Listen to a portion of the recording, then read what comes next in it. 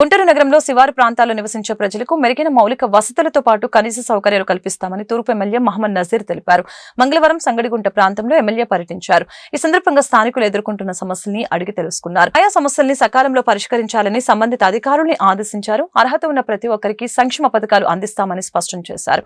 ఇప్పటికే ఆ ప్రాంతంలో అభివృద్ధి పనులు శరవేగంగా కొనసాగుతున్నాయని వివరించారు. అలాగనే ఈ ప్రాంత వాసులకి ముంపు సమస్య లేకుండా పీకల వాగును ప్రక్షాళన చేస్తామని భరోసా ఇచ్చారు.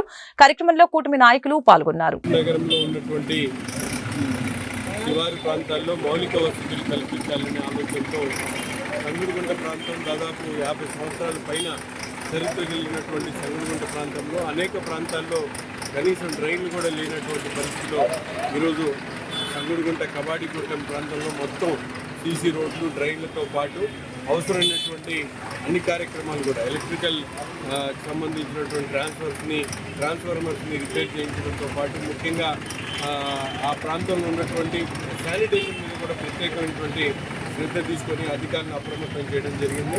రాబోయేటువంటి రోజుల్లో సంగడిగుంట ప్రాంతంలో ప్రతి ఒక్క అవసరాన్ని కూడా గుర్తించి వారికి కావాల్సినటువంటి మౌలిక వసతులన్నీ కూడా ఏర్పాటు చేస్తూ ముఖ్యంగా ఈ ప్రాంతంలో ఇబ్బందిగా ఉన్నటువంటి పీకల వాగు డీసిల్టేషన్ ఏదైతే ఉందో పీకల్ వాగ్ని సిల్టేషన్ కార్యక్రమాన్ని కూడా వేగవంతం చేస్తూ తప్పకుండా రాబోయేటువంటి వర్షాకాలంలో సంగడిగుంట కబాడిగూడెం ప్రాంతంలో ఎక్కడ కూడా మురికి నీరు ఇళ్లలోకి వచ్చేటటువంటి పరిస్థితి లేకుండా ముందు అధికారులను అప్రమత్తం చేస్తూ ఆ కార్యక్రమాలన్నీ కూడా